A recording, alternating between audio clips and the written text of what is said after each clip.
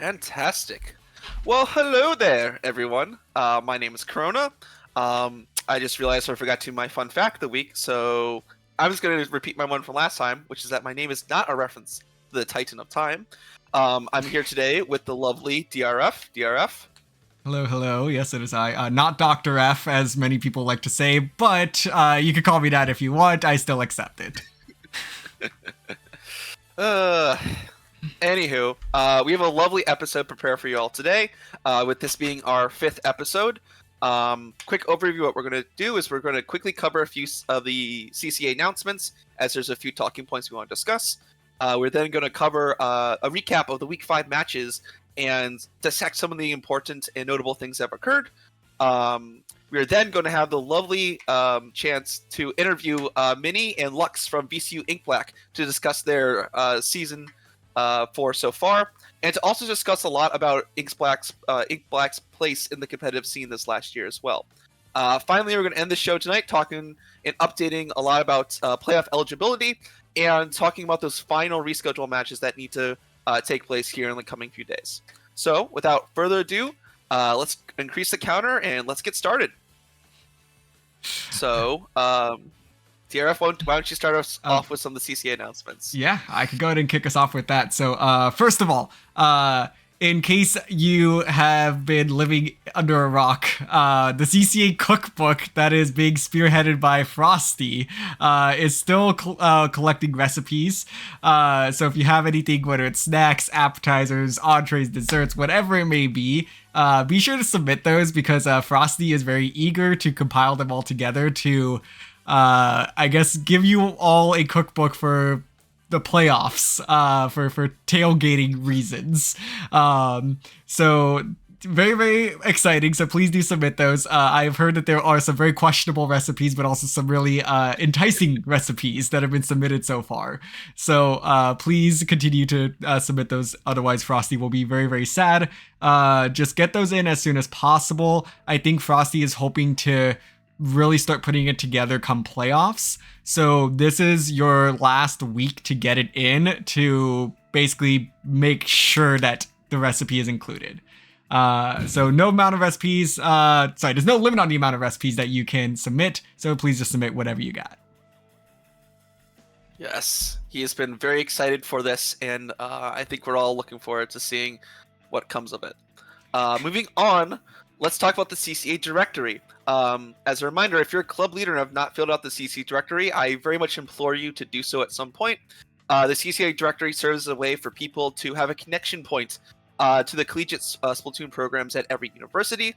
It is designed for both established university programs and for university programs that might not be haven't participated in the events here in the CCA yet. Regardless, it's for any school that wants to have a presence in our scene, and serves as a way for people to funnel communication to a primary source. So I recommend that every school who is currently playing in the CCA or would want to in the future fill this out, such that they're easier to find on this directory. You can find the add and update form in the club leaders channel on the CCA Discord, and you do need the club leader role to do so, which you can find in our role request channel. Awesome. So, and also, Adam, I know you're in the chat. If you're listening, can you include any links, if possible, into the chat for anyone that is currently watching, if you're able to grab those. So no worries if you can't find them at the moment. But speaking of more links, no, I'm not calling you Nurse Adam. The next thing is merch. Something that a lot of people have been talking about and wanting for us to bring back. We are trying to get that up and running again. We haven't done official merch, but we did have stickers a year ago. So we are hoping to do that sometime in the near future. So please go check out the link that was just dropped in announcements. And Adam putting it in the chat now as well, for merch interest form. So we want to know, what type of merch would you want to buy? Whether it is hats or shirts, whether it's certain designs or things that on it, whatever. I don't know. I think Krona was willing to model the booty shorts for us. So please include whatever it is that you would like to see from the CCA. What would you actually buy from us? Because running leagues can be expensive sometimes, especially with us having a giant database of stats that costs a lot of money to upkeep every year. So we would definitely appreciate your support there. So please fill it out when you get a chance. Seems like the chat's already very excited about one item in particular here. Yes. Finally, one thing that's been on the back burner for a while, and we do apologize for some of the delay, but we're finally getting around to posting some of the earlier podcast episodes onto our YouTube channel. You can expect to find episodes 1 through 3 uploaded there within the next day or so, with episode 4 currently in the editing room and should be heading there soon as well. So even though these episodes do cover previous league weeks, we highly recommend that you give them a listen, as there's a lot of stuff that we've talked about over these episodes that are still relevant, including 3 exclusive interviews from playoff teams so far, that being the Cal State Long Beach Gold in Division 2, Death Roll in Division 3, and Splatlanders in Division 4. So there's some fantastic information in these episodes, and this is now a great time for you to go back and binge everything as you start entering into playoff season.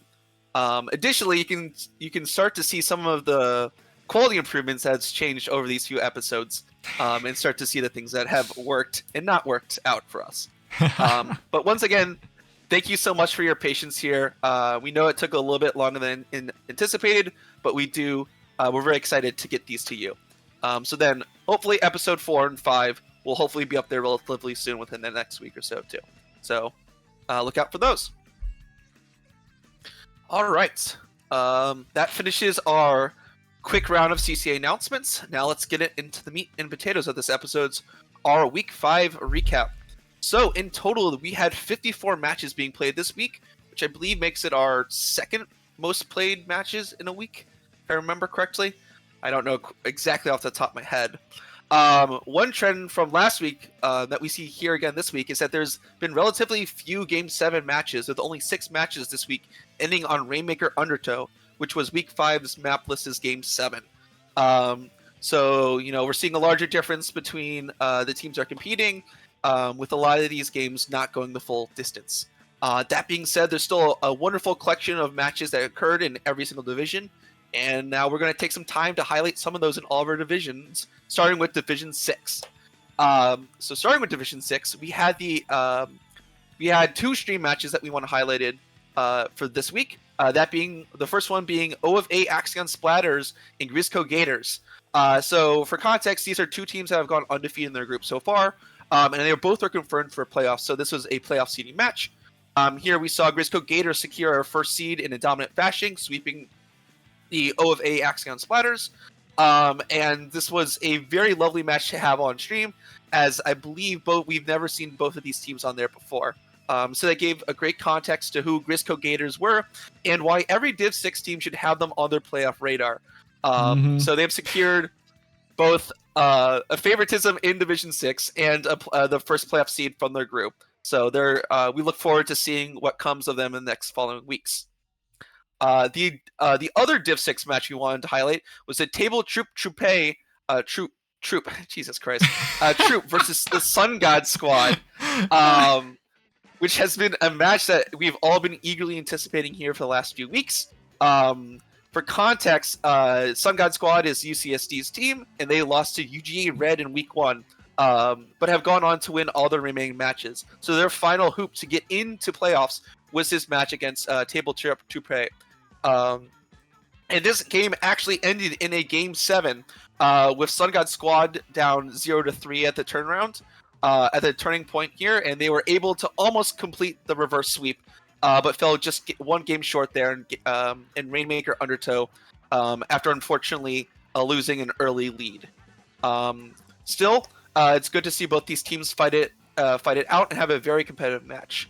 Going forth from this, it's going to be interesting to say Table Troops continue to push forward and try their luck in the Division 6 playoffs, as the second seed behind UGA Red. So some really good stuff from Division 6 this week. Oh, certainly. I mean, like, whoever said that Division 6 was not going to be exciting, I mean, that was a nail biter of a match. Like, coming out of Division 6, I was not expecting to have like one of my top 5 sets of the season occur. And Table Terp versus Sun God Squad delivered big time. So, I mean, if you get a chance to go and watch that match on our Twitch channel, we have all of them highlighted, so you can go and find them all. They're all in the Division 4 collection. So be sure to check that one out, because that was one heck of a set and an absolute heartbreaker for Sun God Squad at the end. But I mean, both teams have played so well. It's going to be super exciting to see how Table Terp proceeds into the playoffs, especially because UGA Red, made such a big splash. But I think Table Terp is certainly not out of it. They can be a contender for sure. So it's just gonna be interesting to see who they match up with in that first round of the playoffs. Well, but indeed. Diving into Division 5 next, our 2 matches of the week from Division 5. First, I'm going to shout out here the Towson Tigerfish taking a 4-2 win over the Sporty Bobblehat Gang. The Towson Tigerfish continue their dominant run in Group 4, scoring a 4-2 victory over the Sporty Bobblehat Gang. I believe they were basically perfect coming into this game, so they dropped 2 games to Sporty Bobblehat Gang. So in a way, I think Towson is fine with this. They got the set win. They should be locked into that first seed within their group. You could correct me if I'm wrong in that, Krona, but I believe that's the case. Yeah, it is the case. Yes. All right.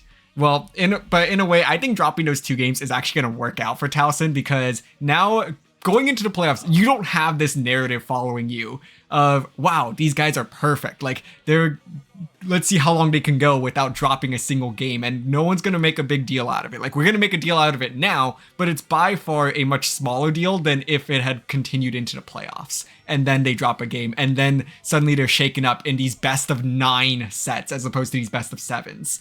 So, Towson taking the win here. Huge to secure the spot as number 1 in the group.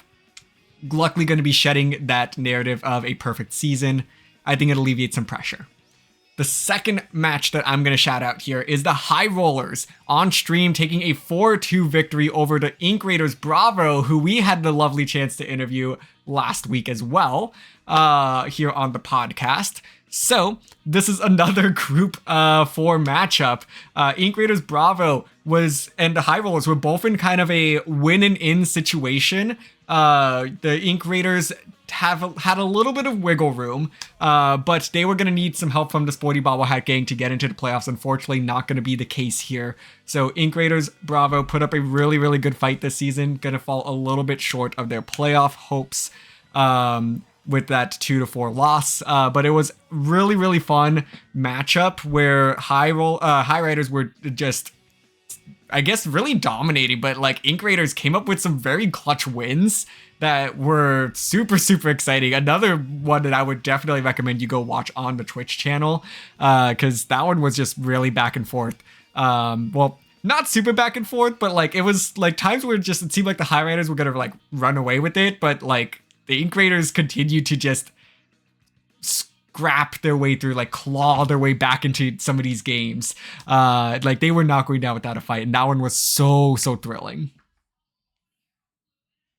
Yeah, no, it's always exciting to watch some of the lower divisions here in the CCA, and Div 5 has especially been one of those I've had my eye on this entire season. And as we'll discuss later, there's a lot of exciting things still happening there as well. But moving on, let's talk about Division 4. The first match I want to highlight is the Splatlanders sweeping Nautical. In this highly anticipated match for the playoff seedings, the Splatlanders went ahead and swept against Nautical from University of Arizona here in Week 5. Splatlanders, who we've also had the pleasure of talking to previously on the podcast, have had a very dominant season so far, winning every one of their matches, making them the top seed in their group for playoffs. Nautical still needs a few things to go right, as we'll discuss later, but they're also in very good shape. So congrats to Splatlanders.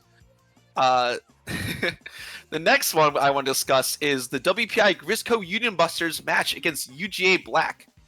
Following an impressive victory over PSU Nifty Lionfish, UGA Black went on to face the WPI Grisco Union Busters here in Week 5. And after going 0-3 in the first half of the match, WPI Grisco Union Busters marked an impressive comeback, all starting from a single clam throw in the Clam Blitz ship shape. At the end of the match, WPI was able to pull the full reverse sweep off UGA Black, forcing both teams to now be tied in Group 2 at 2-2 in the group. Unfortunately for WPI, despite having entered a circle of suck with now PSU Nifty Lionfish and UGA Black, they cannot make the playoffs due to the complications of tiebreaker rules. Nonetheless, it was a very impressive showing from the students from Worcester Polytechnic Institute. So a little bit biased, but I am proud to see them pull that reverse sweep off. And Division 4 Group 2 is still very competitive, and there's a lot of things going there on as well that we'll discuss later. Awesome. So, DRF, would you like to talk about Division 3 now? Absolutely, because especially as we start to get to some of these higher divs, things get like spicier and spicier. Division 3 has its own mess going on, and it is absolutely glorious. So first of all, we have Red Beak Splatoon from Illinois State getting a 4-3 victory over the Comet Combo Meal. This is a reschedule from Week 1 that they played during Week 5. So first of all, shout out to you guys for actually getting that match done early. It's nice that you don't have to pack it all into reschedule week because you can play those at any time.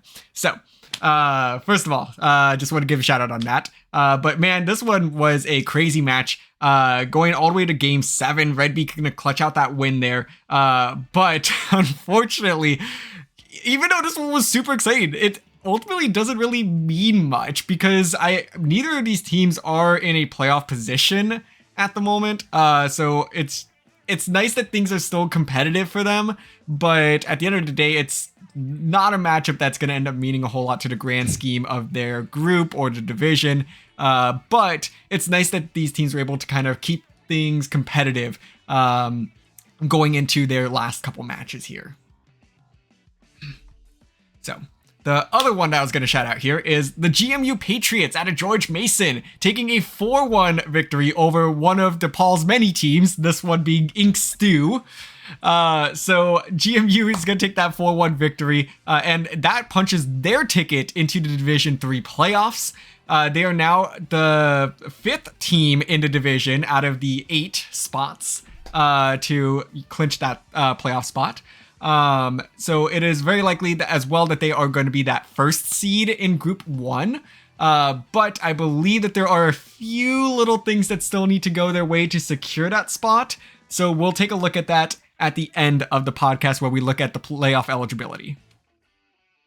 Yes, that is one of the 3 groups I believe we have actually tables prepared for. Yes. So looking forward to talking about Division 3. I can't wait to bring up the tables. Oh god. Regardless, let's move on to Division 2. So in a match that we've already half covered here on the podcast, as it was played during the podcast last week, Coastal Squid Surf wins 4-2 over We Aquatic Little Creatures. This long-anticipated Division 2 Group 4 match was a very highly anticipated, as it featured a rematch of the Grand Finals match from the Riptide 2023 Collegiate side bracket.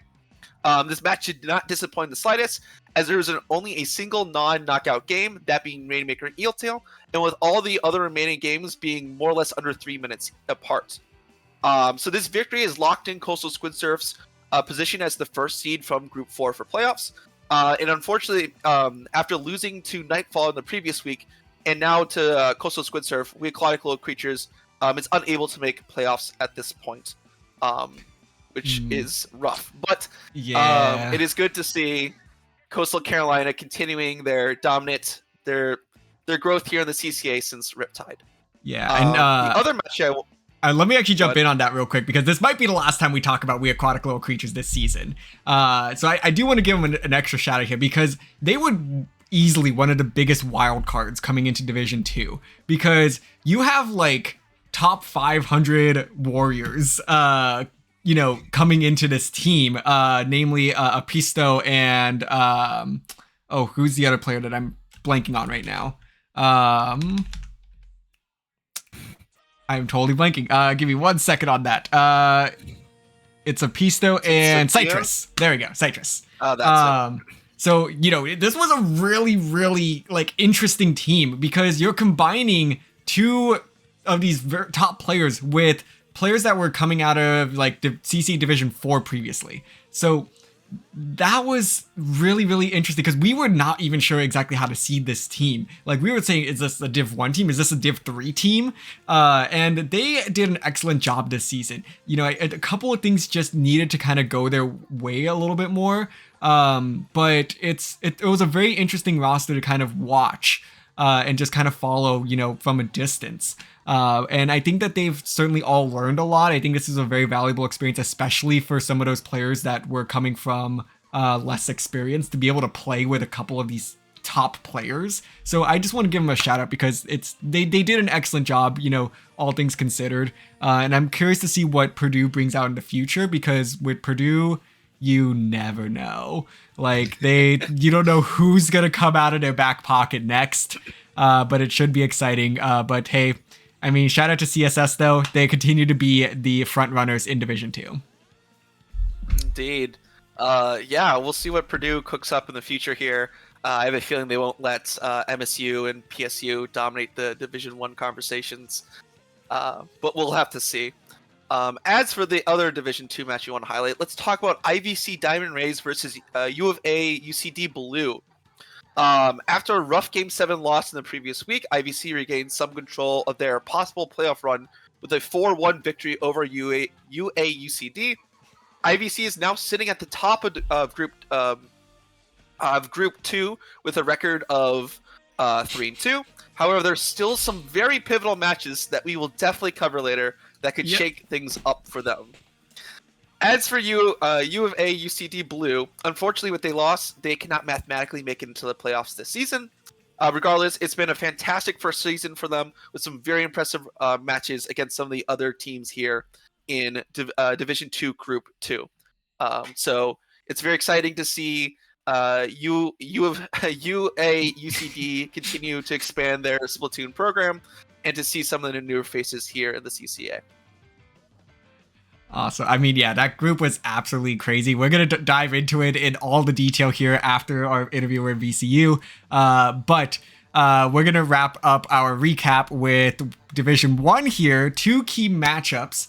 First of all, we have VCU taking OBB in 5 games, winning 4-1. VCU eliminates Old Bay Brigade from playoff contention as a result. A huge win for VCU because they were kind of in a weird spot coming into this week. They had 2 key matches, one against Old Bay Brigade and the second against the Night Sharks. They need to win both matches in order to make the playoffs. So now they have finished part 1 of that, and now they look to part 2, which is going to present an even greater challenge. We'll dive into that with VCU in just a little bit, but the key second effect here is that they also punched UCSD Gold's ticket to the playoffs. So UCSD was VCU fans this week. Basically, they knew that a VCU win was required in order for UCSD to get in. Otherwise, they would lose tiebreakers to both Old Bay Brigade and Night Sharks in a 3-way tie.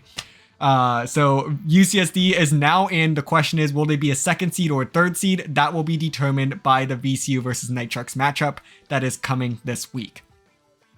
The other one I'm going to shout out in Group 2 is going to be Reef Unleashed Gold versus the Reef Runners, where Reef Unleashed Gold picks up a huge 4-1 victory over the Reef Runners. After we kind of had that table last week, if you were around, Krona, I don't know if it's possible for you to get that table up real quick. I can pull it up right now. 1 second. Awesome, because I think that this is absolutely fascinating here. to show off. There you go. So this was the table that we constructed to outline all of the different possibilities of the 4 remaining matches for Division 1 Group 2. And as you can see, after PSU beat Red Embers, and then Banana Split beating the Comic Blasters. We came down to these 4 very specific scenarios, and the Reef Runners had the most control here, where the Reef Runners basically, if they beat Reef Unleashed, they win all tiebreakers. They sneak into the playoffs with a 2-3 record. But losing to Reef Unleashed now eliminates them, and Reef Unleashed now holds control here. They need to beat Red Embers in order to get in. We haven't fully updated the table, but it basically comes down to 2 last scenarios now. So it's a win or go home matchup for Reef Unleashed and Red Embers. Should be very exciting. We are hoping to get that on a stream. Not sure how quite yet because there's a lot of matchups on Sunday that we're trying to cover. So fingers crossed we're able to do that for you all because that one should be exciting. Both teams want this one bad to get that 3rd seed in the Division 1 playoffs and face one of the Night Sharks VCU, or sorry, the Night Sharks or UCSD technically. VCU cannot be the 2nd seed, but we'll dive into that later on. Yes, some fantastic stuff coming from week 5. And with it being week 6 now, there's only 44 matches actually left to be played at this point. With only, I think, 12 of those around that number being really pivotal matches that would shape the remaining standings here at the end of the season. So despite the fact that the regular season is now coming to a close, things could not be more interesting with these final standings. Certainly. Oh gosh, we lost Krona entirely. Welcome back. Oh god, little scuff, but it's fine. Anywho, moving on. That concludes our week 5 recap. So let's now invite Lux and Minnie from VCU Ink Black onto the stage. They both have V. It's fine.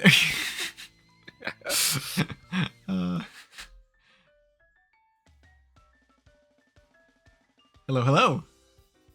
Hello. Let's get our camera on here real quick. All right. Perfect. Hello. Welcome to the podcast.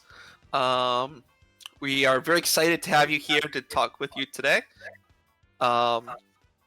For our audience, let's introduce VCU. So VCU Ink Black is a name that every collegiate team should know now. VCU Ink Black is Virginia Commonwealth University's varsity team and has been around since the start of CCA's Splatoon 3 ventures. So roughly about, 14 months at this point, something like that.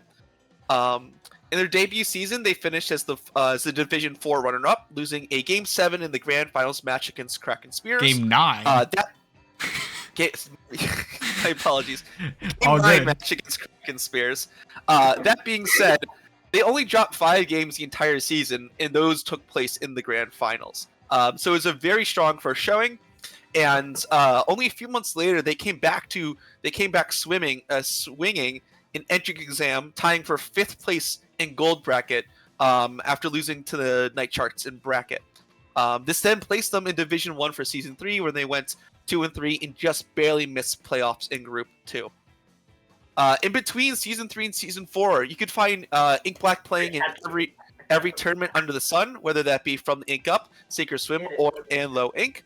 And speaking of Low Ink, Ink Black has the 3rd best performance ever from any collegiate team in the tournament, tying for 5th place in Alpha Bracket in August of 2023. They've been very busy this fall, playing in both Ludi Season 14 and CCA League Season 4.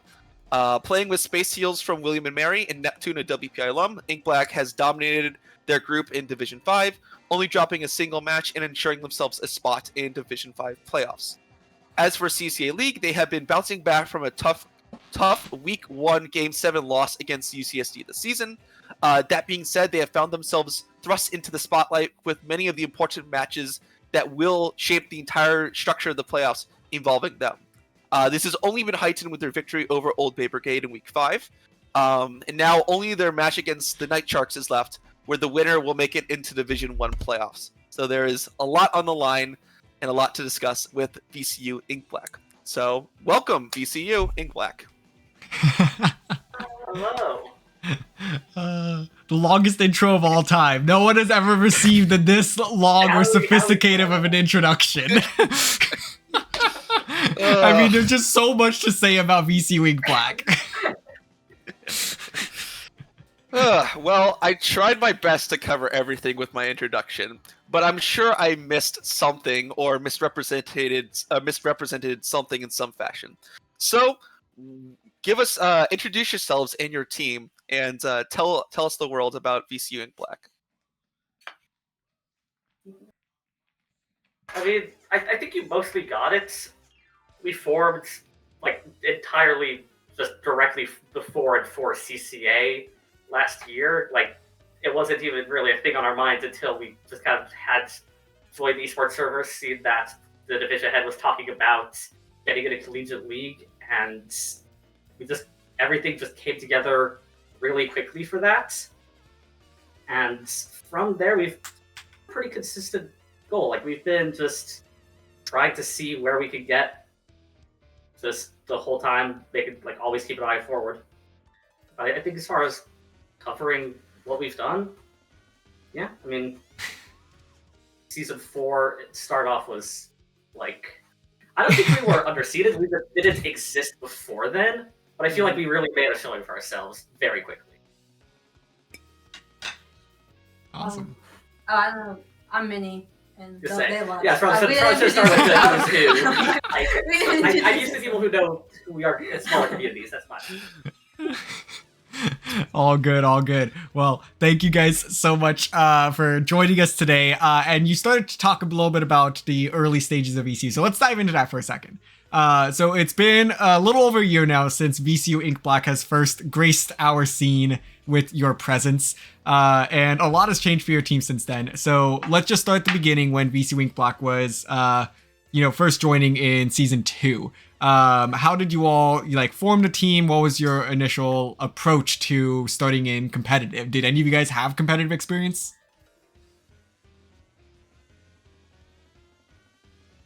I did one tournament in Splatoon 2 called Young Ink, and I got top 8 in that. And that was the only notable result I have so far. But besides that, I think I was the only one that had competitive Splatoon experience out of all of us. And then Total Star had some competitive experience in Smash, but not Splatoon. Yeah, I've played competitive a little bit in some other games, but I was just a solo queue warrior in Splatoon for years. I had always Pump had been a thing on my mind, but I've never really had an opportunity and never pursued it. I tried out for one team once, that didn't go anywhere, and I didn't put much more effort into it until Splatoon 3 came out, so I decided, you know what? I've had this dream for a while, let's see what happens, and lo and behold, there was opportunity right here. At first, the format for how we got our teams was just, they got the amount of people who were trying out, just putting a PB go against each other, Lux wasn't there. Yeah, I was not officially an original roster member. I joined the server after they'd done tryouts already, and was oh, I'll just wait until next season. But I was also just kind of hyper and analytical about the game, to the point that at the time team captain was just y'all want them on the team? Because I was just in channels just offering to do VOD reviews and analyzing gameplay, and I just kind of got voted on after a week and a half of past the season start. Oh, that's great. I love that. I'm very normal about this game. Well, it's fantastic to hear a little bit about your formation and how this has been a bit of an outlet to experience the wonders of competitive Splatoon. Moving forward, you went on to be one of the 2 Season 2 Division 4 teams to then make the jump to Division 1 for Season 3. So my question here is, what did you learn from your first venture in Division 1? And how have you grown from some of the faults you found there since?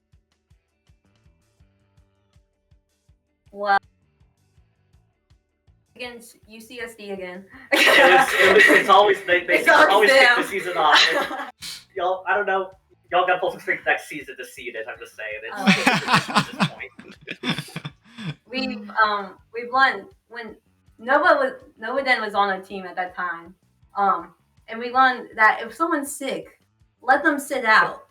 Nova was sick during that whole set, and after I think he was sick and stressed because he also had like a midterm that week, and there was a point where I still wasn't like a core roster member yet. I was still kind of like a sub at that point, but I was available. Y'all just we have 5 people. Just bring me on if somebody's feeling down.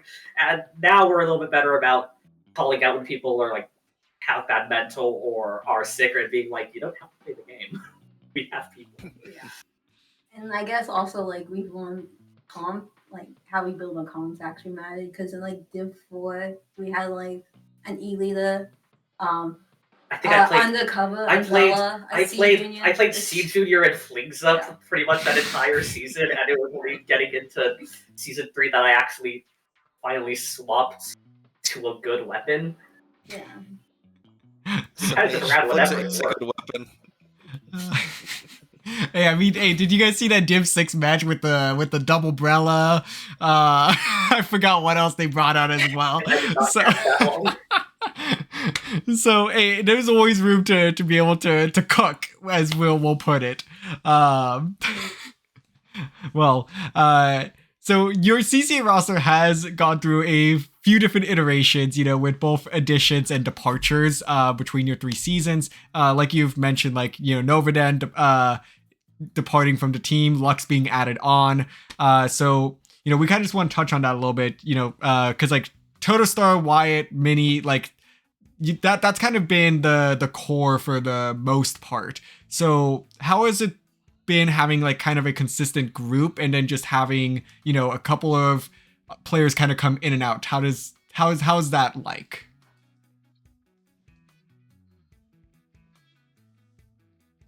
Totostar and Wyatt, it's just so easy to play with them, because I've just been playing with them like for basically a whole year now. It's getting to like the point with Lux, like I'm used to playing with Lux, especially with the Wiper. But we've added a 5th member this season, RNG, and like it's been tough for us a little bit to figure out like how we're gonna, like how we vibe with him and how like we play with him. I know Totostar said that like it's kind of tough to like have someone new. Yeah, his weapons actually slotted fairly well, especially he's been picking up Thought and playing a bit more NZAP, which are standard staples, pretty easy to work the weapons themselves in. So it's come more down to experience and play style, and us learning how he plays, him learning how we play. It's been more about play styles and getting someone who's, as Vinny said, a bit less experienced with Combo on a lower experienced team onto a team that has grinded as much as we have, and really bringing someone up to speed. Mm-hmm. For sure. Yeah, definitely, pretty interesting, because like, yeah, having a core group is always really nice, because like, there's a lot of teams that kind of have that, but yeah, having just, and that's an interesting part of Collegiate as well, because you're always going to have interchanging pieces that come in and out of teams, just because people graduate, people transfer, people register to school, you're like, wow, like, cool, this freshman is really good at the video game. So, it's a fascinating aspect of Collegiate Splatoon. Mm-hmm. Yeah. Moving a little bit on, as we previously mentioned, Ink Black has been a dominant force both here in the CCA and outside in other tournaments without the collegiate restrictions. A very fun fact that I found out while doing the SOX 2023 data analytics was that Ink Black was the only team to have increased their practice frequency in the CCA off-season. So what I want to know is what changed at the end of Season 3 that has led to Ink Black grinding these tournaments and practices throughout the summer? It's a lot of time. Like, we had a lot of time to play where we all had good schedule availability, and we all wanted to keep playing the game. We didn't want to, like, none of us had other, like, because some people in CCA have other teams that they play with in the off season or outside of it. For us, the main reason it increased was playing in a league like CCA or Ludi. It always holds you back a little bit with playing on these outside events, outside tournaments. So when we weren't having the schedule for that each week, we just got to be like, okay, who's available for this tournament this week? Who's available for doing a scrim at this time? We had the time to do it, and we were all interested because we'd kind of seen a bit of what we could do if we really invested ourselves in the game. And we're like, all right, we want to play. Let's see how far we can take this. Yeah, no. Working around people's schedule here in the school year can be very difficult. So it makes perfect sense that when summer things start opening up and people want to play, that you would find more time and devote more resources to doing such. Mm-hmm. Now, to kind of dive more into that as well, because as we've kind of gotten to see, there's VCU Ink Black and then there's Ink Black. Where Ink Black has started to incorporate a few other members that you've presumably met through the CCA community, notably like Space Seals and Neptune. So how did you guys go about picking up these players to kind of be consistent parts of your external roster? And how different is, I guess, VCU Ink Black and Ink Black?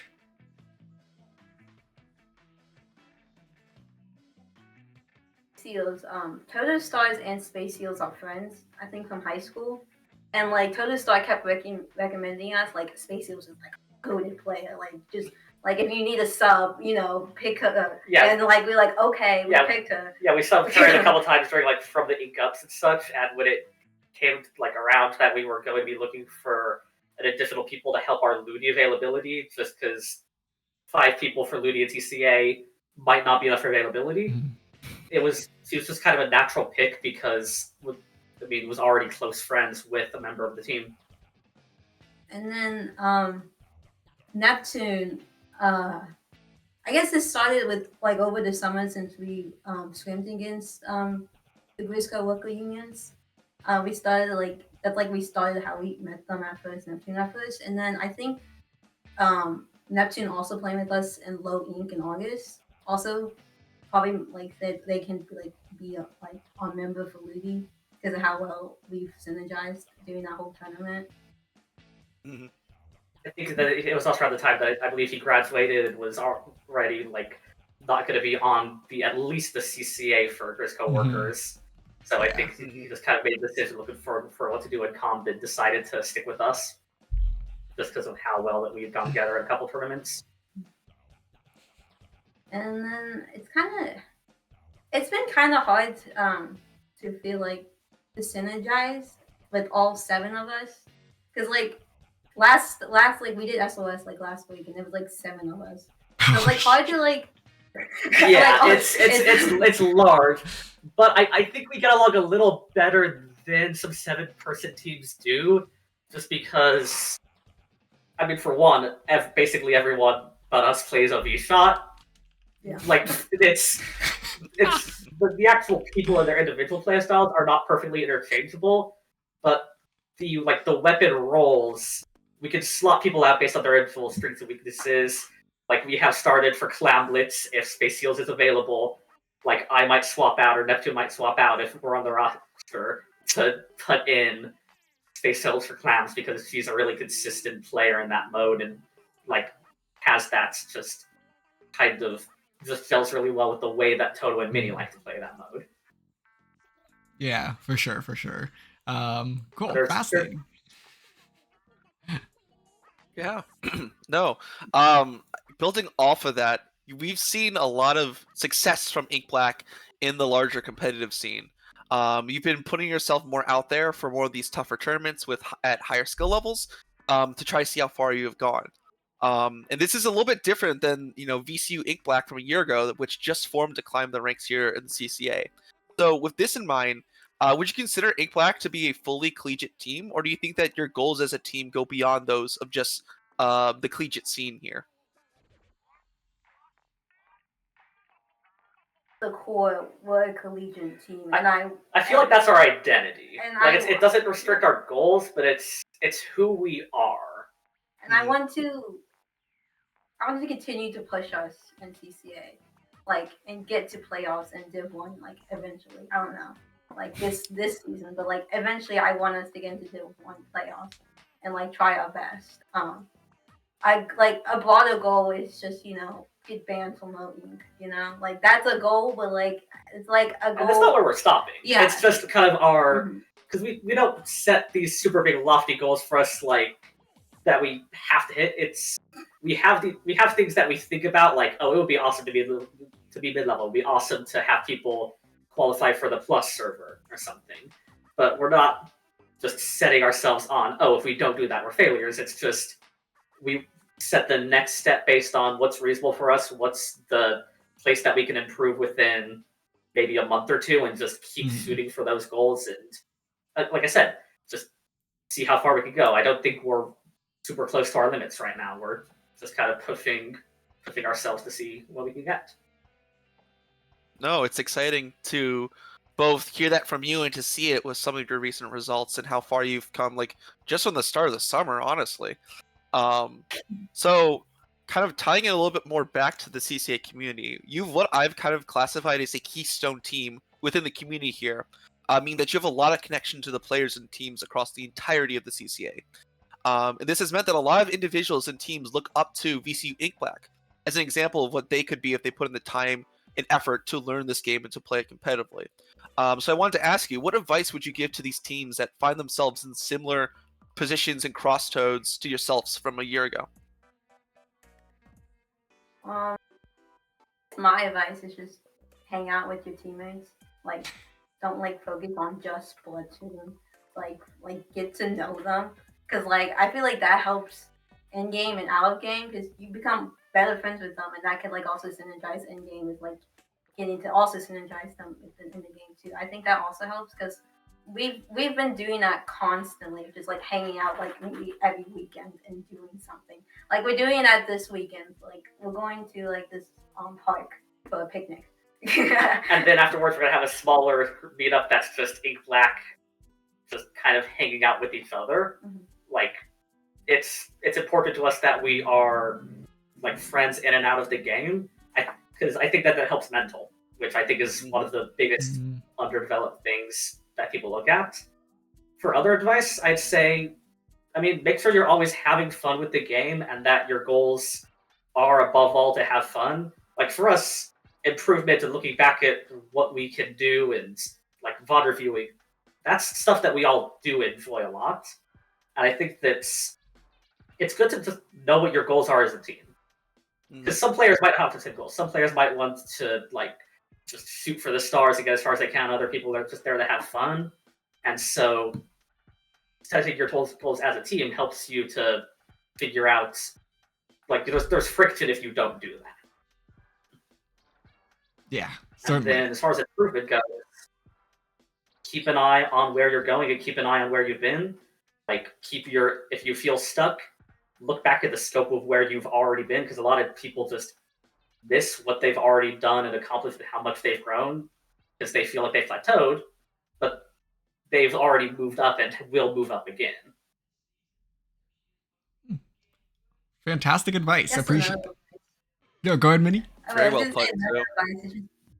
We've always popped off, even for the tiniest thing, and doing our comms. So it popping off kind of does help mentally. If the charger gets a double with one hit, or you get a triple, or you get 3 for 3 on a Zuka shot or something, be excited about it. Get loud, get happy. It'll literally make you a better player to pop off and reinforce your mental. It'll genuinely remind you of everything that's good about this game and fun about it, and it will help you succeed more often. Definitely. We need to do the VCU VC drop-ins at some point. We don't have the best comms. I'm gonna say that. Hey, but it sounds like fun. That's the important part. Weird. No, that's not appropriate comms sometimes. I'm just gonna say that. That is fair. Because and every team probably does it too, you know, like, especially if you're feeling yourself, you're gonna start talking some trash, and you're gonna start to say some things that, you know, maybe your grandma isn't the most proud of, but the important thing is that you're doing it together. Yeah, it's bonding. It's all good bonding. Awesome. Well, thank you guys for that. I think that certainly can be valuable to some teams. Now, I do want to jump into a couple of your past matches, because you guys have played 4 out of your 5 matches so far. But I think we all know that there was one match in particular that stood out above the rest, even though it was ultimately a loss. UCSD versus VCU, UCSD winning that set 4-3. At least from my opinion, I mean, UCSD bias probably, but I like watching the replays of those, because I got UCSD to give me the replay codes, and knowing the result, my heart rate was increasing like as the set progressed, and I'm like, I know how this set ends. Why is this so anxiety inducing to watch this unfold? Like, it was absolutely fascinating to watch. Like, it is one of my favorite sets that I have watched, period. So I do want to touch on that a little bit. So first of all, I actually got that set recorded with the replay codes before Nintendo did an update and, you know, axed all the replay codes, whatever. So I do have a recording of that on my computer that I would love to actually get published at some point. I will share that with you guys eventually, so that way you guys can use it too, because you guys had some great moments in those games. But first of all, kicking the season off with a bang in that set, taking UCSD all the way to the final seconds of Game 7. Take us through that as best as you guys can remember. What was the vibe and game plan going into this first matchup of the season, and how did you guys continue to make adjustments throughout that set? We have a coach, and like before like every set or Ludi set, we like have a map plan of like, oh, well, like what we should do for offense or what should we do for defense, and like the weapon comp and whatnot. So we did plan that out of what to do. So we had that plan in mind going straight there. But I think mentally for like the first set, the first game, we weren't there, because like we've never won a game against UCSD till like this season. Like it's always been like 0-4, 0-4, like 0-2 or something like that. So like we were still nervous against them. I don't want to call them out, but like Wyatt was like the biggest Novak I've ever seen. He was like during the Really? game, Wyatt of all like, people? God, my mental's not good. Like he was mid game saying that his mental was bad. Oh man, Wyatt just seems like the most confident person on the team, though. I don't know, like.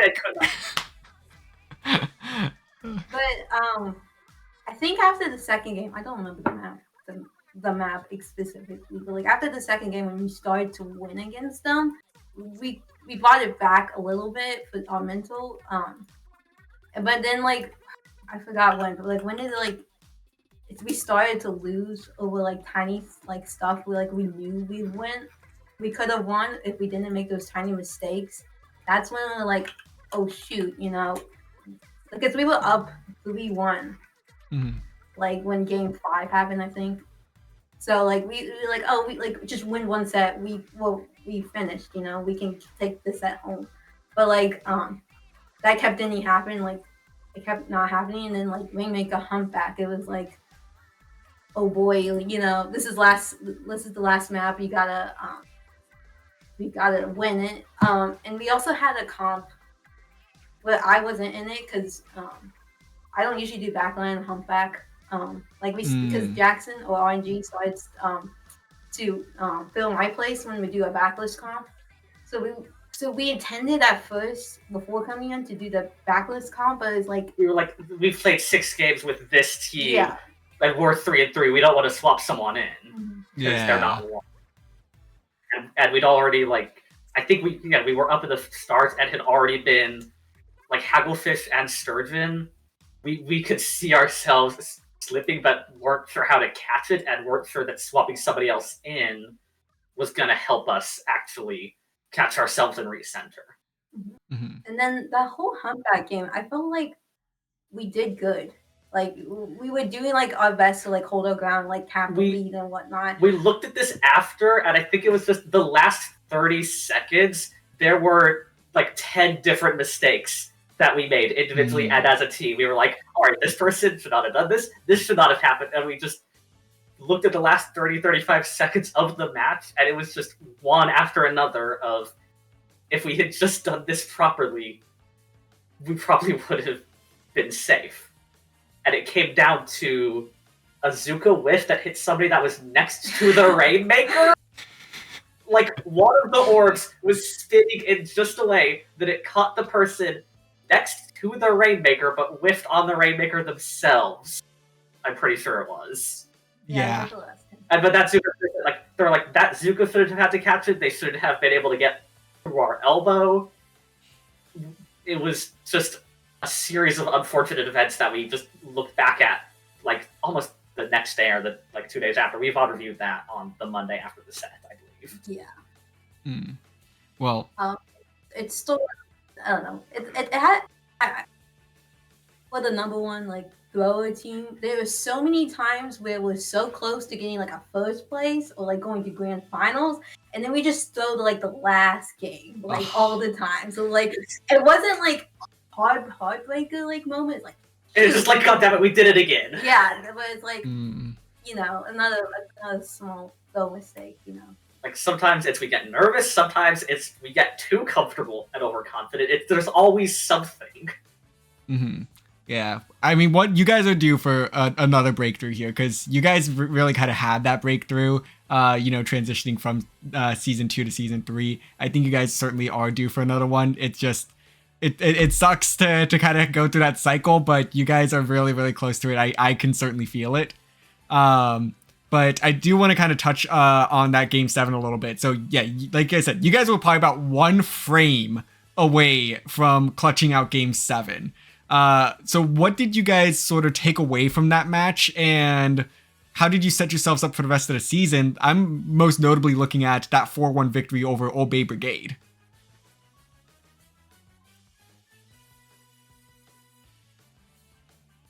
Like, we lost a set, go on, you know? Don't really focus on it. It's in the past now. Yeah, we were like every time we go down one, we're just PG go next. Yeah.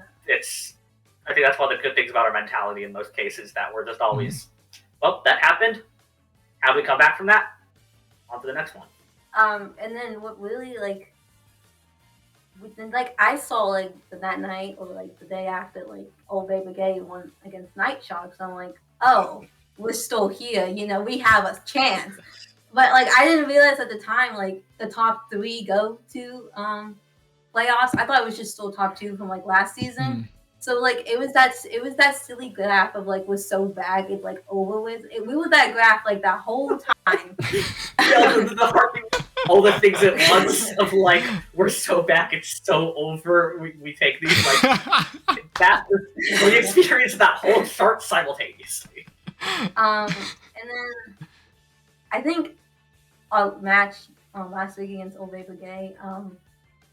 I don't know about the rest of them. I was a little nervous at first to feel like this match kind of matters, like really matters on who goes to playoffs or not.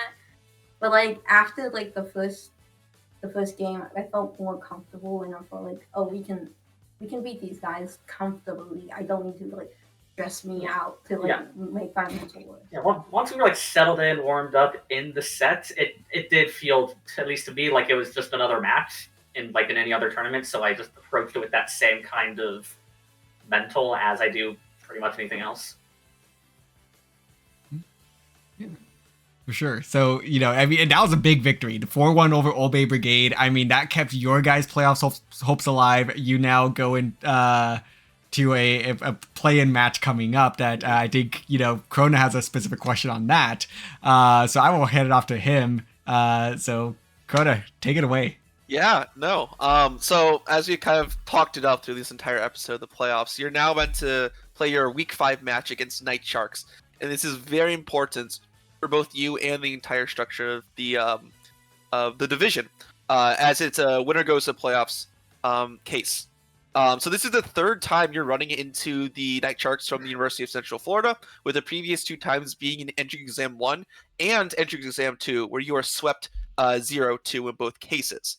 How are you preparing for this match exactly? Is there anything you're doing differently or specifically planning for to counter the Night Sharks? Or are you just treating this like a normal another league match? Well, it hasn't been the best because everyone's busy, so we haven't had like a coaching session that we usually have weekly, so that's kind of iffy. But at the same time, we've been doing like Sindoku and like a scrim, like occasionally, and I'm trying to see if I can get a scrim before the match against UCS, like scrim against UCSD, because like I know Army is the backline; they are a good backline, and Goat Child's also a good backline, so I think that's a good team to swim against before the match. That's what I'm trying to do. If not, that doesn't work, I'm gonna ask a Ludi team and hope for the best for a scrim so we can be warmed up. I think all of us mentally, we have a chance to win against them. Entrance Exam 2, match against them, we were all tired because we played 2 tournaments. Yeah, we started playing the game at like, is it noon or 1 o'clock? Or was it like 11? Like noon. It was like, yeah. I think it was Legacy. Yeah, we were playing Legacy. We actually ended up dropping that tournament once we got to double elim losers brackets because we wanted to get a little bit of entrance exam done. So we were already had already played through groups of a tournament and through most of a double elim bracket, and then went on to a ladder set and played like 4 or 5 sets. And Light Sharks was the last one of our day after like 5 hours of Splatoon. We saw them there and we're like, whatever happens here does not matter. We just saw the ladder like, you know what? Whatever happens, happens. Definitely. So yeah, because so like we said, this is a really big matchup. So and it sounds like you guys do have that match scheduled then already, right? When is that going to be? Sunday, 10 p.m. EST. It's pretty late because there were not many overlaps in availability. we were gonna have it tonight at 10, but they had the Looney match, or like some of the members had the Looney match at the exact same time. It was like new time to find a schedule, so it's Sunday 10. Classic Looney moment. Yeah. Oh man. Well, I do want to wish you guys the absolute best of luck in that set. So if it's any comfort to you all, beating Old Bay Brigade 4-1 and knowing that Old Bay Brigade beat the Night Sharks, I mean, by transitive property here, you guys should have a pretty good shot that's here. not how this works. So just wishing you guys all the best in that set. It should be very, very exciting. It doesn't seem like that set necessarily is gonna see a stream necessarily, but I think we will all be having our eyes peeled on those league results channels, eagerly awaiting to see what comes of this set. Yeah. Hoping for the best. Oh yeah, it's on our minds. It's on our minds. For sure. Indeed.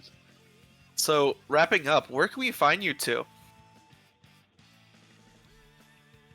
I mean, obviously we've got the team Twitter that I think follows all of our members. We've got like everyone on the team I think has an individual Twitter. They all have various degrees of use, and then sometimes our sets are streamed on Twitch, but it's actually usually Neptune or Space Seals and out of CCA sets. Minnie has occasionally had a stream running, but not often. I have a Twitch channel. It's Mini Epiphany. If you ask me to spell it, I cannot spell it. But I think it's linked in my Discord. Okay, bet. And then our team Twitter is inkblack_SBL. If you want to find all of our members, go in the bio too. Mm-hmm. And then if any of you like Among Us, Anyone in the audience, we have a role in our school Splatoon server that gets pings occasionally, and we get lobbies of like a dozen people. If anyone's a little sus out there.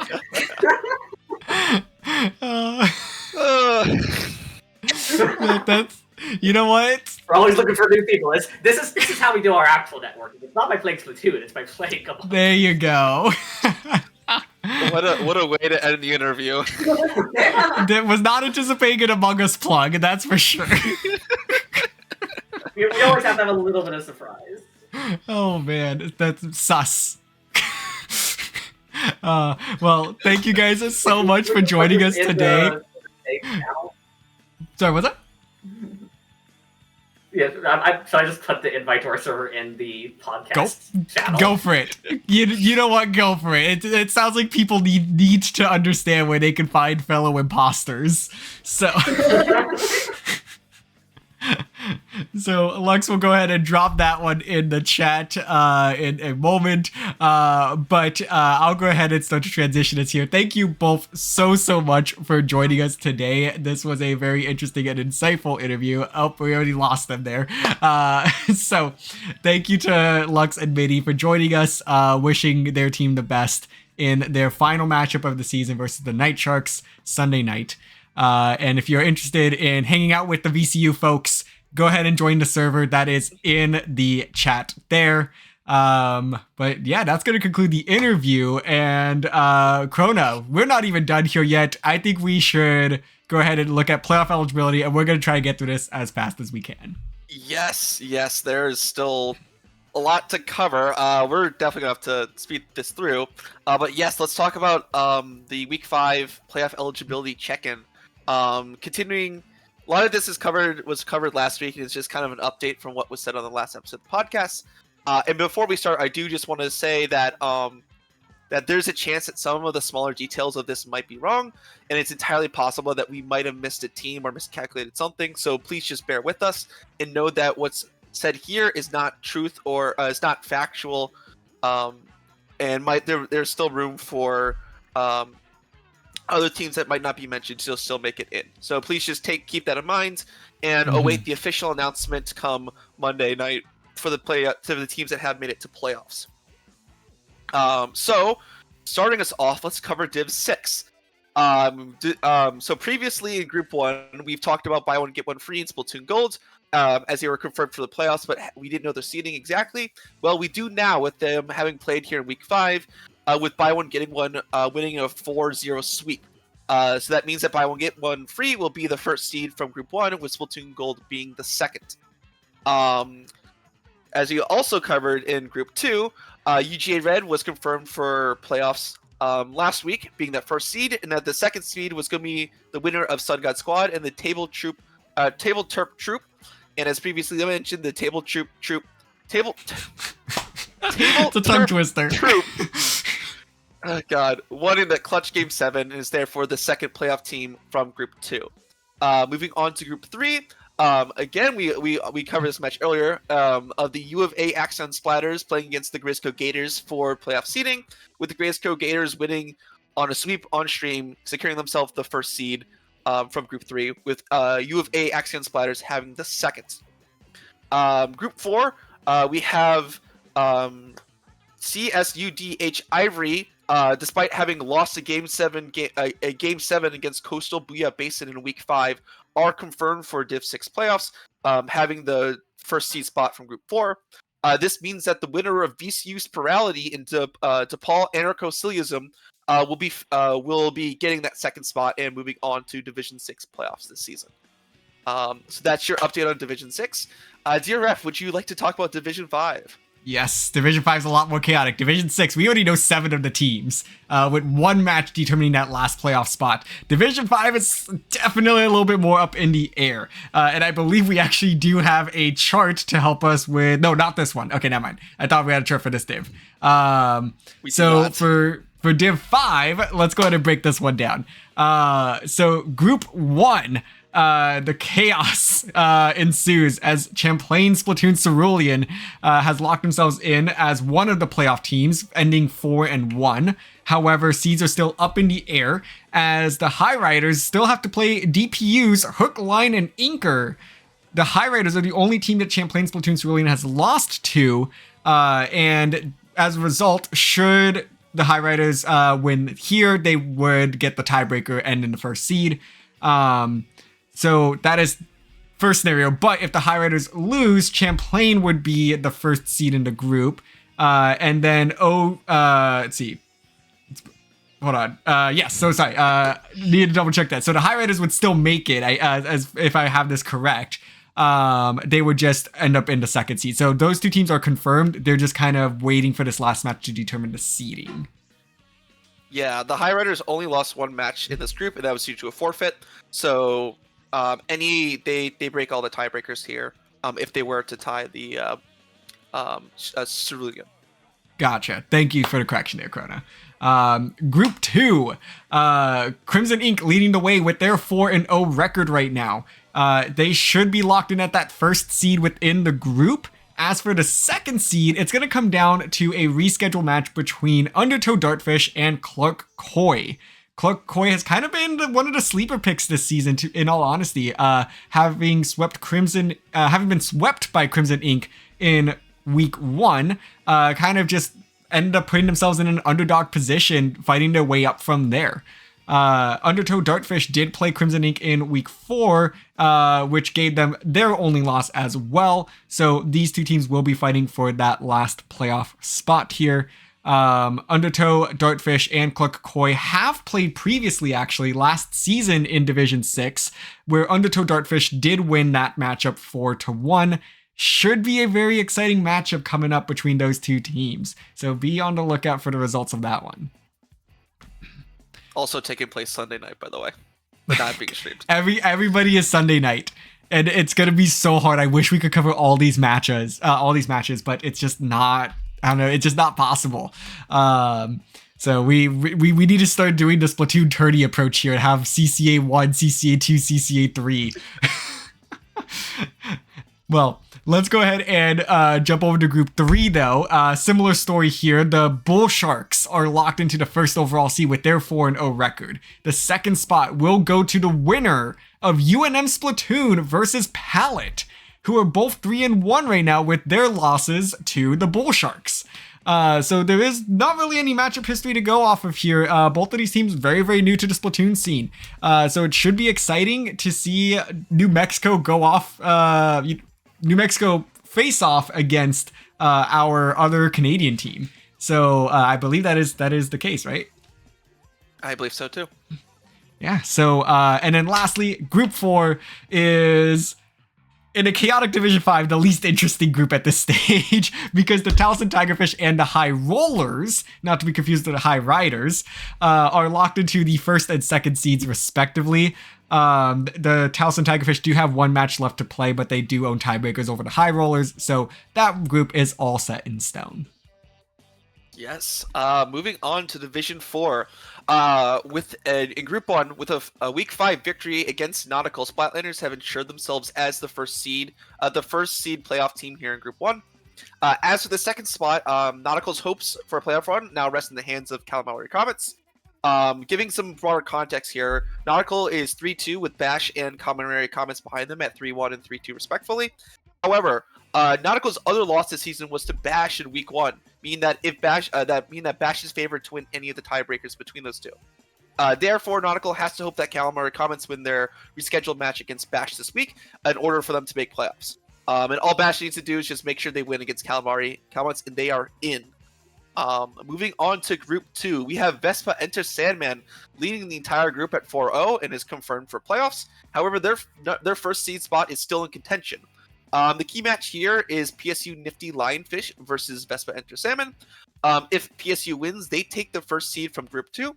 But if Vespa Enter Salmon wins, they take the first seed for Group 2. And PSU then enters a really rough circle of suck. With WPI winning over UGA this week, there's now a 3-team circle of suck in Group 2, with WPI losing to PSU, who lost to UGA, who then lost to WPI.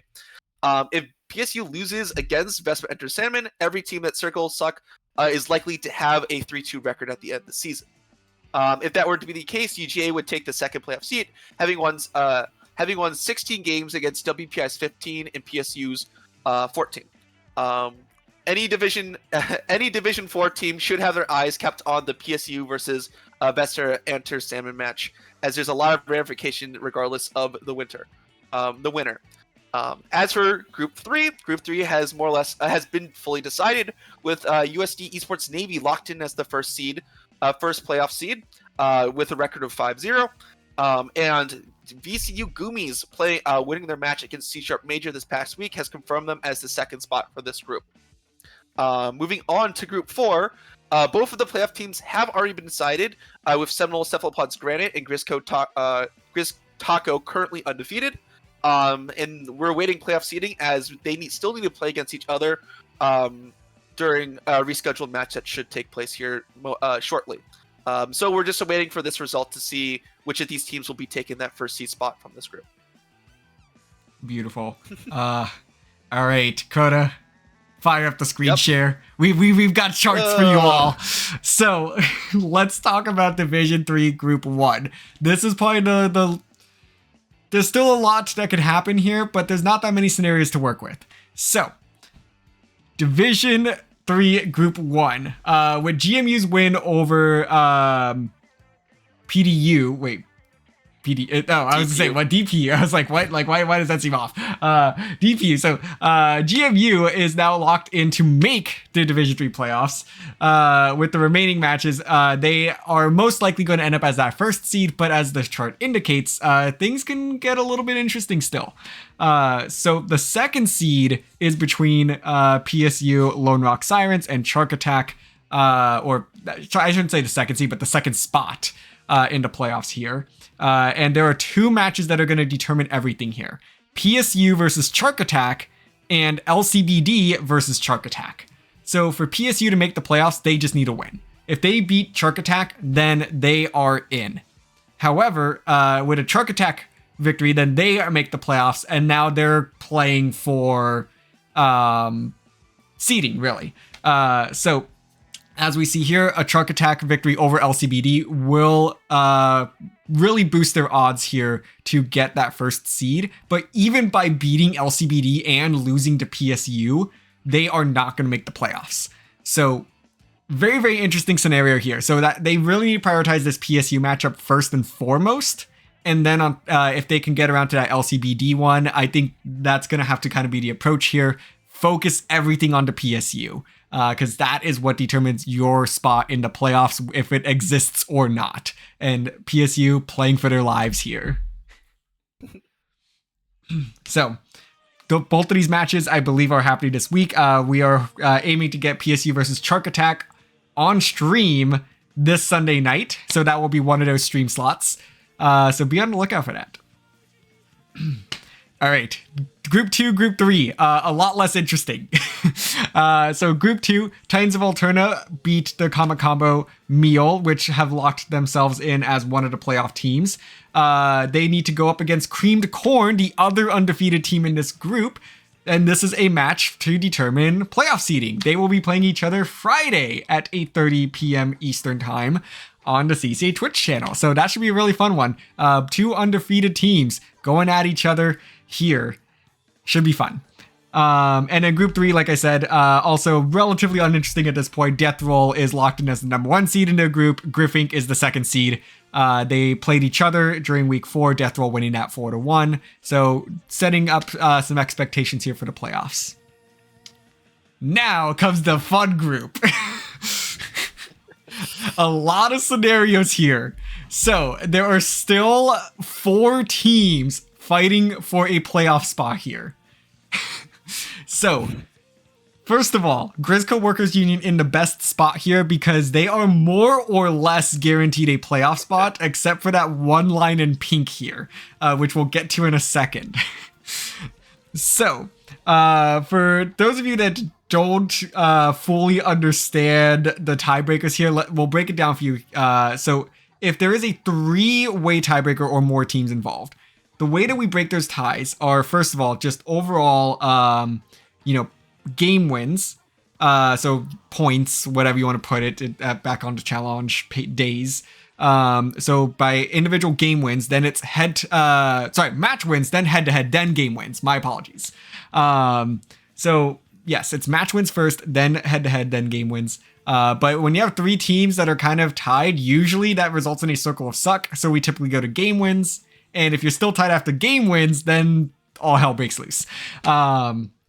So with 2 teams, you never really even get to game wins because every team has to play each other. So unless there was like a double forfeit for some reason, then that's always broken just in head-to-head.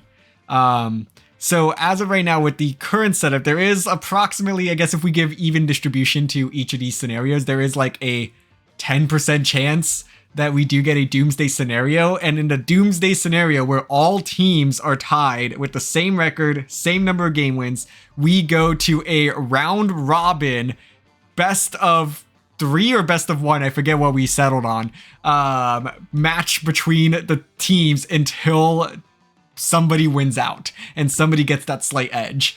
So that would be absolutely crazy. This has never happened in CCA history, but there's always room for more firsts. So for that, in order for that to happen, we would need Hofstra to win with a 4-0 sweep over the Grizzco Workers Union. And then on top of that, we would need Stevens in Executioners to beat, who is this? Is it the Bumblebee Gobies? Is that what that is? BG? Bumblebee Gobies and Bobble Hat Gang. Oh, okay. Gotcha. I was trying to figure out who's BG, who's... Okay, that makes sense. Yes, BHG being Bobble Hat Gang, they would also need to beat Bobble Hat Gang, and then Grizzco Workers Union would have to beat... let's see. Krona, help me out here. Who's the KC acronym? I'm blanking on that one. Kraken Cove, which Kraken was played Cove. last night. Okay, and yes, that one was already played. Grizzco Workers Union sweeping their way through that. So that's why we have the grayed out section at the bottom. But slowly we are approaching a doomsday scenario, as that's what we call within the staff. But this is going to be a photo finish. 4 teams still in the running. Bobble Hat Gang definitely in a bit of a tricky spot here, but all hope is not lost quite yet. They'll need to get a little bit of help, but they do at least control some of their own fate. Mm-hmm. Yeah, it's fun to be a part of this group, I'll be honest. Yeah, so I know Stevens is having their Bobble Hat Gang match Sunday as well. So, like you said, very photo finish for this group and a lot of the other groups here in the league for Sunday night. So moving on to, where can I grab my notes? Here we are. Division 2, Group 1. Once again, nothing has changed from last week with the teams for playoffs already being confirming to be Vermilion Tides and the H-Town Rebels. That being said, they still haven't played their match against each other. So come Sunday night, they'll be facing off these 2 undefeated teams, and one of them will be defeated, and we will know the playoff seedings from the Division 2 Group 1 teams. So, moving on to Group 2 in Division 2, let's bring out another spreadsheet. Yay! While Division 3 Group 4 might lead to the most radical conclusion, Division 2 Group 2 has easily been the most complicated group by far this season. And there's been a few updates since we previously talked about this last week. Those being IVC Diamond and Rays winning over UAUCD Blue, and OU Academy A winning over KSU Wild Sharks. However, the keystone match of the Carnegie Soda Fries v California Rollers still has yet to be played. So there's still a possibility of having 4 teams end this season in this group tied at 3-2, with those 4 teams being Carnegie Soda Fries, California Rollers, IVC Diamond Rays, and OU Academy A. So let's talk a little bit about each of these teams' path to the playoffs here. Unfortunately for OU Academy A, they don't have one anymore. Due to their Week 1 loss against IVC, any tiebreakers that are involving IVC with them, unfortunately have IVC placed above them. So with all the complication here, they just do not have a route anymore. As for IVC, they need to hope that California Rollers don't win both of the remaining matches. As you can see here, IVC is more or less in every one of these scenarios, other than the fact that California Rollers wins against both the the Wild Sharks and Carnegie Soda Fries. For California Rollers, they need to win both their matches in order to make it to playoffs at this point. And their Week 4 match against IBC is helping them tremendously. I believe we covered this last episode, but they won in a Game 7, meaning that, again, any tiebreakers involving IBC, where it's just those two, they will win over them. And as you previously said, with OU, they would win over both of those teams at this point. As for Carnegie Soda Fries, they're guaranteed a spot. However, which one depends on their very pivotal match against California Rollers. As long as they win 3 games in that match, they are guaranteed to get the first seed, regardless if they actually win the match itself. So there's a lot of complication here, and there's probably a good chance I missed something or I'm doing something wrong here. But like I said, California Rollers need to win these 2 games to even still have a shot here. So a very complicated group, but it's been fun to watch this. And I believe one of us, their game is being played this Friday night at 11 p.m. EST. I believe, DRF, you said you're going to stream that, or am I My mistaken? goal is to stream that. That is absolutely correct, because like this needs to happen. Like, oh my gosh, there's so much on the line. Yes, that's going to be fantastic to watch if it happens. Moving on to Group 3, with their Week 4 win against Springfield, Ohio, Cal State Long Beach Gold is locked in as the first seed for playoffs from Group 3. As for the second spot, this was given to the winner of Springfield, Ohio versus Husky Splattsville Knights, where Springfield, Ohio won 4-1 this last week. This has been a fantastic group to watch develop throughout the season, and it's going to be exciting to watch these teams compete against the other Division II group leaders in playoffs. Finally, Division II Group 4, we have Coastal Squid Surf and Nightfall. With their win over We Aquatic Little Creatures last week, Coastal Squid Surf has locked themselves into Division II playoffs. While they do still have to play their rescheduled match against MSU, they are guaranteed to have that first seed in groups regardless of the outcome. Continuing from their win over We Aquatic Little Creatures for the previous week, Nightfall has also won over the Chum Buckets, which has secured their spot in the Division II playoffs as the second seed playoff team from Group 4. So, it just looks like the only thing that's left for Division 4 to fully decided is 1 and 2 at this point. Awesome. So, and as we kind of break our record here for the longest podcast, I will bring us home here for Division 1 playoff scenarios. So a couple of things to note here. There's only 3 matches left to be played in all of Division 1. 2 of them are pivotal. So Old Bay Brigade and Wormwind still need to play each other. That's just going to be kind of for placing at this point. But the 2 matchups that we all have circled here, VCU Ink Black versus the Night Sharks. We talked about this one. So this first scenario here is now that VCU has beaten Old Bay Brigade, they now come down to their matchup versus the Night Sharks. The winner makes the playoffs. The loser is out. UCSD watching this one as well to see how this is going to affect their spot in the playoffs. If VCU were to win, then UCSD would be the second seed and would face the third seed from the other group.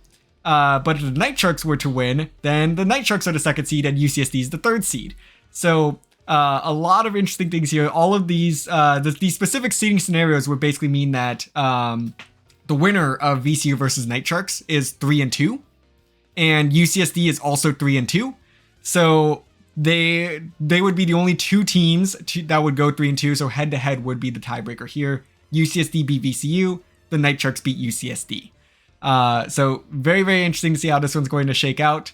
A lot on the line here. Comes down to one best of 7 matchup between these 2 teams that have really established themselves as household names in the CCA. Then Indeed. comes Division 1 Group 2. We started with like 30 scenarios. We are down to 2. And it comes down to one matchup. Now that the Reef Runners are eliminated following their loss to Reef Unleashed versus Red Embers decides the third and final playoff spot. PSU is locked in at number 1, Banana Split locked in at number 2. This is going to be an absolute banger of a match to see who moves on to the playoffs. Both of these teams new to Division 1. I don't think you can create a much more interesting photo finish here, as we have slowly just systematically eliminated scenarios for all of these teams to come down to this last matchup. So it's win or go home. The winner of this matchup will make it. And to kind of dive in a little more to the specific details, the funny thing here is if Reef Unleashed wins, then they'd make the playoffs just outright by record. They'll be the only 3-2 team, right behind Banana Split at 4-1, PSU at 5-0. If Red Embers wins this, they will basically force a tie at 2-3, and then they'll be tied with that record with Reef Unleashed, and by head-to-head will make the playoffs. So if Red Embers wins this, they will be the only team in CCA history to make the playoffs despite a losing record. And that is absolutely insane that is even possible here. It's more than what we could have even imagined. I mean, not to take anything away from Red Embers here, and the record that they are aiming for, which is 2-3, because that's just the objective here. Win as many sets as possible, and 2 is the magic number. They had some fantastic sets all season long to help them at least get enough points to get into get into this scenario in the first place. But I mean, that's just how it is. So it's going to be a photo finish for sure. Red Embers, if they somehow sneak in, they will certainly be a dark horse going into those playoffs. If anyone looks at their regular season and is like, how did these guys make it in? It's like, they put in the work for it. They fought tooth and nail to get here. So don't underestimate them, that's for sure. Indeed. I mean, even just with their entry exam results too, being that very pivotal team that emerged from that tournament, they've made a name for themselves here on the CCA stage. And it's exciting to see them involved in such a peculiar situation here at the end of the regular season. So, that is our playoff eligibility recap. Jesus. Woo. So like I said earlier, there's technically 44 rescheduled matches that need to be played. So those will be played throughout this week, with a lot of them falling on Sunday. So, like I said, also look for an official announcement from us on Monday with the teams are confirmed to have moved on in their upcoming bracket matches for the next 3 weeks. Yep. So what comes next? So we have our streams for reschedule. They were previously announced for the show. Friday night at 8 p.m. EST, we'll be streaming the Division 3 match between Creamed Corn and Titans of Alterra Orange, and these teams are playing for playoff seeding here in Group 2. Later that night, DRF will be hoping to get the Division 2 Carne Asada Fries versus California Rollers match streamed at around 11 p.m. EST. This is pivotal as California Rollers needs to win this match to make playoffs. Sunday night, we have a triple header starting at 7 p.m. EST with the Division 2 H-Town Rebels versus Vermilion Tides match as they're playing for playoff seeds there in Group 1. At 8 p.m. EST, we have the Division 3 Shark Attack versus PSU Lone Rock Sirens playing for a spot in playoffs. And rounding out the night, we have the 9 p.m. EST Division 3 match of the WPI Grisco Workers Union versus Violent Radiant, with Violent Radiant needing to win in order to make it to the playoffs. As for us here at the podcast, episode 6 is planned to air at 8 p.m. EST next Thursday, where we will be hoping to take a look at the playoff brackets for each of these divisions. Once again, episodes 1 through 3 will be posted to YouTube in the coming days, with episode 4 and 5 still in developments in the editing room, hopefully following them suit a little bit afterwards. DRF, where can the good people find you? Oh boy, what an episode that was. All right. Yes, you can go and find me on Twitter at DRF_Splatoon and on Twitch, Triton DRF. But per usual, you can find me right here on the CCA, covering all things Collegiate Splatoon. Krona, what about yourself? You can find me at Twitter at comrade_Corona. You can also find me here on the CCA Twitch account at 9 p.m. EST this coming Sunday. So thank you everyone who tuned in for this record-breaking episode of the podcast. Thank you so much for sticking with us, and we hope you enjoyed the episode. So without further ado, good night, everyone. Good night.